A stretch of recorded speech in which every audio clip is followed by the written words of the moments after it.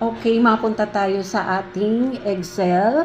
Napaka-powerful talaga ng ating Excel kung hindi nyo pa masyadong ginagamit yung mga shortcuts na nandyan para mapadali yung ating mga trabaho. Tulad ng pagsasum total na lang.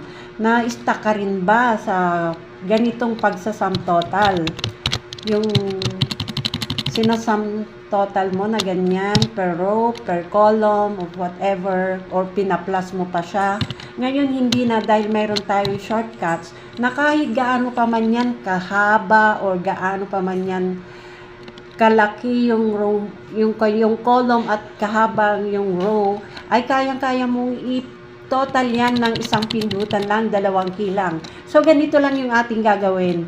So, i-rearrange natin dyan dahil diyan tayo kukuha ng ating isasum total. At ang pipindutin lang natin guys ay ang Alt equal. So, in pronto, ayan na yung ating total. Since tayo ay mga bookkeeper or accounting dyan, ang ating total sa dulo ay nilalagyan nating ating double lines. Para alam natin, ma-distinguish natin na yan yung ating total. Ayan, pwede din nating highlight sa mga baguhan dyan, yung mga hindi pa masyadong nagamit ng mga shortcuts na ganito. Ayan guys, kaya sa susunod na ating video, kaya abang-abang na lang po tayo para sa ating mga susunod na updates. Yan ang ating alt equal.